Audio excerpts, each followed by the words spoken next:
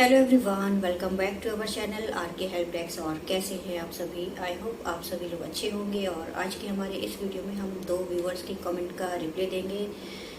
तो अभी उनका जो पहले व्यूअर है उनका जो फीडबैक है, उनका जो कमेंट है वो आज ही वीडियोस पर आया है। तो सोचा अभी कमेंट का रिप्लाई तो उनको दे चुके हैं, लेकिन वीडियो बनाते हैं जिससे कि कुछ और पेशेंट को भी इससे हेल्प मिल जाए। तो जो हमारे पेशेंट हैं, जो हमारे व्यूअर हैं, उनका नाम है यमन सिंह और उनका जो कमेंट है वो ये है, मैम ओवेरियन कैंसर बायोप्सी से ज़्यादा हो जाता है क्या? और आपका भी बायोप्सी टेस्ट हुआ था क्या? तो ओवेरियन कैंसर जो होते हैं वो बायोप्सी से फैलते नहीं हैं, ज़्यादा नहीं होते हैं। तो और मेरा भी बायोप्सी टेस्ट हुआ था, तो मेरे 2 बायोप्सी टेस्ट हुए थे। तो मेरे जो 2 बायोप्सी टेस्ट हुए थे वो टाटा मेमोरियल में ही हुए थे। और एक मेरा जो बायोप्सी टेस्ट हुआ था वो निडल बायोप्सी था, वो फ्लूट को निकाल कर उसको बायोप्सी करना था। और एक जो दूसरा बायोप्सी टेस्ट हुआ था वो ट्यूमर को निकाल कर करना था, वो सर्जिकल बायोप्सी था। तो फ्लूट बायोप्सी में ये था कि तो टाटा के अलावा जब हमने अपने पहले किसी दूसरे हॉस्पिटल में, ये झांसी वर्धमान में, अपना चेकअप वगैरह करवाए थे, तो सिटी स्कैन जब मेरा हुआ था वहाँ पर, तो उस रिपोर्ट में आया था कि मेरे लेफ्ट ओवरी में ट्यूमर है और ट्यूमर के चारों तरफ पानी है, फ्लूइड है। वो जो पानी है वो कैंसर का पानी है और ये जो ट्यूमर है ये भी काफ़ी बड़ा है और ये कैंसर का है। तो मतलब ओवेरियन कैंसर है विथ फ्लूइड, तो मतलब ये 3rd स्टेज का कैंसर है। ठीक है, इस तरह से ये रिपोर्ट आए थे। तो इस तरह से डॉक्टर ने सजेस्ट किया कि यहाँ पर ये ट्रीटमेंट नहीं होगा, ये इसका ट्रीटमेंट कैंसर हॉस्पिटल से लेना चाहिए। तो हमें अवेयर नहीं थे हम कैंसर हॉस्पिटल के लिए किस हॉस्पिटल में अभी ट्रीटमेंट लेना चाहिए, क्योंकि टाटा मेमोरियल का हमें कोई जानकारी नहीं थी। तो हम लखनऊ पीजीआई पहुँचे और लखनऊ पीजीआई पहुँचने के बाद डॉक्टर ने वो सारे सिटी स्कैन के रिपोर्ट्स देखे, तो बोले कि हाँ ये ओवेरियन कैंसर है और इसमें सर्जरी और कीमोथेरेपी देने के बाद ये क्योर हो जाएगा, कोई घबराने की ज़रूरत नहीं है। तो उस टाइम पर कीमोथेरेपी से और सर्जरी से डर लग रहा था, तो सोच नहीं पा रहे थे ट्रीटमेंट लेना चाहिए या नहीं लेना चाहिए, क्योंकि लखनऊ का जो हॉस्पिटल है वो थोड़ा सा मुझे नहीं सही लगा, क्योंकि कैंसर के पेशेंट देख के मैं ऐसे घबरा गई थी। तो फिर उसके बाद फैमिली में सजेस्ट किया गया मुझे कि Tata memorial is best for cancer treatment. तो हम टाटा मेमोरियल पहुंचे और टाटा मेमोरियल का रजिस्ट्रेशन प्रोसेस आप लोगों के लिए वीडियो बनाकर बताया है। तो टाटा मेमोरियल का जो प्रोसीजर होता है ट्रीटमेंट का, वो वहाँ पर रजिस्ट्रेशन हुआ। उसके बाद मेरा 15-20 दिन के अंदर अंदर सारे चेकअप वगैरह स्टार्ट हो गए रजिस्ट्रेशन के बाद से। तो ये जो मेरा केस है वो 2018 का है और एक दिन में हमारी रजिस्ट्रेशन की प्रोसेस हुई और अक्टूबर में हम गए थे। तो एक दिन में हमारा जब रजिस्ट्रेशन हो गया तो उसके बाद से मेरे सारे टेस्ट वगैरह स्टार्ट हो गए। और टेस्ट वगैरह में कोई ऐसे टेस्ट नहीं होते, ये आपका शुगर लेवल टेस्ट होता है, थायराइड टेस्ट होते हैं और आयरन हीमोग्लोबिन, सारे टेस्ट होते हैं इस तरह से। और मुझे ओपीडी मिली, तो मेरी जो ओपीडी थी वो गायनिक की ओपीडी थी। तो मंडे एंड वेडनेसडे को मेरी ओपीडी होती थी, तो मंडे एंड वेडनेसडे को ही पेशेंट को जाना होता है, बाकी किसी भी दिन ऐसे नहीं जाना होता है। तो जो गायनिक की ओपीडी होती है वो मंडे वेडनेसडे की होती है। इसी तरह से ब्रेस्ट कैंसर की अलग होती है, तो हर दिन किसी भी पेशेंट को हॉस्पिटल नहीं जाना होता है। तो इस तरह से ये मेरी ओपीडी होती थी, तो इस तरह से हम जाते थे। और उसके बाद सारे टेस्ट के बाद ट्रीटमेंट देना था डॉक्टर्स को। तो ट्रीटमेंट देने के लिए पहले बायोप्सी टेस्ट होना ज़रूरी होता है किसी भी पेशेंट का। हर पेशेंट का कैंसर में बायोप्सी टेस्ट के ही बाद ट्रीटमेंट दिया जाता है। तो मेरे 2 बायोप्सी टेस्ट हुए थे इसमें।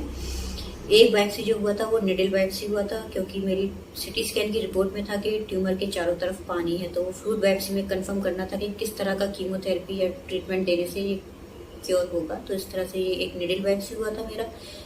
तो निडल बायोप्सी में कोई एनेस्थीसिया, कोई सुन वगैरह नहीं किया था, तो ये डायरेक्ट निडल की हेल्प से फ्लूइड निकाला था। तो फ्लूइड नहीं था मेरा। तो इस तरह से ये फ़र्क भी होता है कि किसी दूसरे हॉस्पिटल में आपको पता चलता है कि आपको 3rd स्टेज का कैंसर है, 4th स्टेज का कैंसर है, और जब वही रिपोर्ट्स आप नए करवाते हैं टाटा मेमोरियल में तो पता चलता है कि कोई फ्लूइड वगैरह इस तरह से नहीं है, या इस तरह से कोई 4th स्टेज का, 3rd स्टेज का कैंसर नहीं है, अभी स्टार्टिंग है। तो इस तरह से कई सारे पेशेंट का है कि किसी दूसरे हॉस्पिटल में पता चलता है कि पेशेंट को अभी लास्ट स्टेज में कैंसर है, अभी ये इनकी लाइफ कम है, लेकिन टाटा मेमोरियल में जब वो पहुंचते हैं तो फिर पता चलता है कि अभी वो लाइफ को सेव कर सकते हैं, अभी उनका कैंसर की स्टार्टिंग है या 2nd स्टेज है। तो इस तरह से फ़र्क होते हैं दूसरे हॉस्पिटल के रिपोर्ट में और टाटा मेमोरियल के। तो मेरा अभी केस इसी तरह से था। तो मेरे रिपोर्ट्स में भी कोई फ्लूइड वगैरह नहीं था, तो कोई कैंसर का पानी, कोई कैंसर नहीं था उसमें। ठीक है, तो इस तरह से मेरा ये फ्लूइड बायोप्सी हुआ था। उसके बाद मेरा सर्जिकल बायोप्सी हुआ था। तो सर्जिकल बायोप्सी में था कि ट्यूमर है लेफ्ट ओवरी में और ट्यूमर की साइज़ काफ़ी ज़्यादा बड़ी है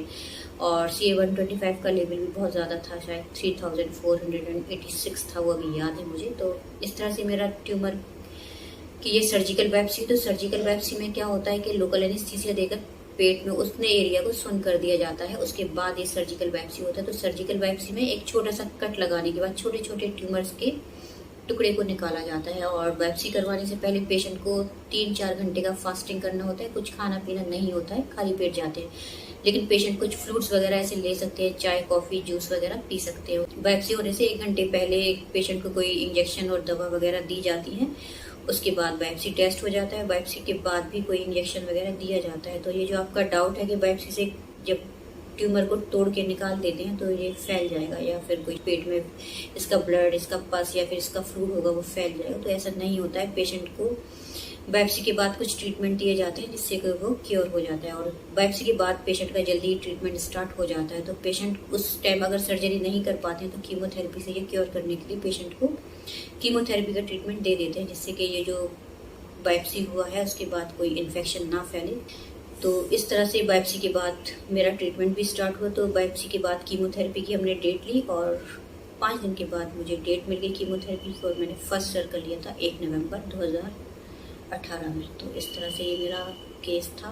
अभी जो दूसरा कमेंट है वो ये है, उनका दूसरे पेशेंट है, उनका दूसरा कमेंट है, तो उनका भी पढ़ लेते हैं। उनका जो कमेंट है वो, उनका जो नाम है वो है विजय आनंद और उनका जो कमेंट है वो ये है, मैम मेरे फादर को carcinoma cancer of tongue stage 4 है, तो हम कैसे अपने फादर का ट्रीटमेंट करा सकते हैं? और हम यूपी के रहने वाले हैं, फाइनेंशियली प्रॉब्लम्स हैं और यहाँ की रिपोर्ट्स नहीं चलेगी क्या? मैम हम वहाँ किस दिन जाएं? जिस दिन उसी दिन डॉक्टर से अपॉइंटमेंट मिल जाए, बिकॉज बहुत दूर है और हम हमें प्राइवेट कराना चाहिए या फिर गवर्नमेंट? किस में जल्दी ट्रीटमेंट स्टार्ट होगा और किस में कितना खर्चा आएगा? Please tell me ma'am. तो आपके फादर को 4th स्टेज का कार्सिनोमा है, ये दूसरे रिपोर्ट्स में है, ये अभी टाटा मेमोरियल के रिपोर्ट्स में नहीं है। और अभी बायोप्सी का भी बताया है, जो मेरा था कि निडल बायोप्सी हुआ था तब फ्लूइड नहीं था और जो दूसरे हॉस्पिटल में बताया था कि उसमें कैंसर है। तो इस तरह से अभी आप कंफर्म नहीं कर पाएंगे कि 4th स्टेज का कैंसर है या किस स्टेज का कैंसर है, ठीक है? तो अभी टाटा की रिपोर्ट के बाद ही पता चलेगा कि 4th स्टेज का है या फिर अभी स्टार्टिंग है। तो इतना ज़्यादा घबराने की ज़रूरत नहीं है। और अभी आपका दूसरा डाउट है कि आपको अपॉइंटमेंट डायरेक्ट कैसे मिलेगा? तो डायरेक्ट अपॉइंटमेंट नहीं मिलेगा, पहले आपका रजिस्ट्रेशन होगा। रजिस्ट्रेशन प्रोसेस के लिए वीडियो बनाया है और उसके बाद आप व्हाट्सएप पे अपॉइंटमेंट मिल जाता है, तो उसके लिए हम वीडियो बनाएंगे फ्री टाइम पर, ठीक है? तो इस तरह से आपको अपॉइंटमेंट मिलेगा, उसके बाद आप डॉक्टर से मिलेंगे। तो आपको किसी भी एक डॉक्टर से नहीं मिल पाएंगे क्योंकि आपकी रजिस्ट्रेशन के बाद से ओपीडी मिलेंगी आपको, वहाँ पर आपको सजेस्ट किया जाएगा कि आपको किस ओपीडी में मिलेगा। क्योंकि टाटा मेमोरियल का जो ट्रीटमेंट प्रोसीजर है वहाँ पर एक डॉक्टर आपका ट्रीटमेंट नहीं करते हैं, क्योंकि ओवेरियन कैंसर के डॉक्टर अलग हैं और ब्रेस्ट कैंसर की ओपीडी अलग होती है और लंग कैंसर की अलग है और ये ओरल कैंसर जो है, ये माउथ कैंसर, इनकी ओपीडीज अलग होती है। तो डायरेक्ट आप किसी भी डॉक्टर के पास जाकर आप अपना ट्रीटमेंट नहीं ले पाएंगे पेशेंट का। तो इस तरह से पहले आपका रजिस्ट्रेशन होगा, उसके बाद आपकी ओपीडी होगी, उसके बाद आपका ट्रीटमेंट होगा। और आप दूर है तो भी आपको पेशेंस रखना होगा, क्योंकि ट्रीटमेंट लेना है तो आपको टाइम निकालना ही पड़ेगा। और अगर उससे पहले आप जल्दी से जल्दी ट्रीटमेंट लेना चाहते हो तो प्राइवेट में ले सकते हैं, लेकिन आपने ये भी कहा है कि आप फाइनेंशियली प्रॉब्लम है आपको, तो आप ट्रीटमेंट नहीं ले पाएंगे। तो आप ट्रस्ट से हेल्प लेंगे तो उसमें और भी ज़्यादा टाइम लग जाएगा। तो ट्रस्ट से हेल्प लेने का क्या होता है कि ट्रस्ट का पैसा जो हॉस्पिटल के अकाउंट में आता है तब पेशेंट का ट्रीटमेंट स्टार्ट होता है, लेकिन आप अपने पैसे से भी गवर्नमेंट में ट्रीटमेंट ले सकते हैं, लेकिन उसमें आपको टाइम लगेगा। तो आप प्राइवेट से ट्रीटमेंट ले सकते हैं, लेकिन आप फाइनेंशियली आपको प्रॉब्लम है तो आप ट्रीटमेंट इस तरह से नहीं ले पाएंगे। तो इस तरह से है आपका। तो अभी मैं, और आप वीडियोस को देख लीजिए, मेरे चैनल पर विजिट कीजिए और बाकी जानकारी आपको पूरी वक्त पर मिल जाएगी। तो ये 2 पेशेंट के हमने फीडबैक का रिप्लाई दे दिया है और अभी हम मिलते हैं अगले वीडियो में। तब तक के लिए थैंक यू और आई होप आपको हमारा वीडियो हेल्पफुल रहा होगा। वीडियो हेल्पफुल रहा हो तो लाइक कीजिए, चैनल पर नए हैं तो सब्सक्राइब कर लीजिए, बेल आइकन को प्रेस कीजिए आने वाले नए अपडेट्स के लिए। अगले वीडियो में फिर मुलाकात होगी, तब तक के लिए थैंक यू और थैंक यू फॉर वॉचिंग। अपना ख्याल रखिए।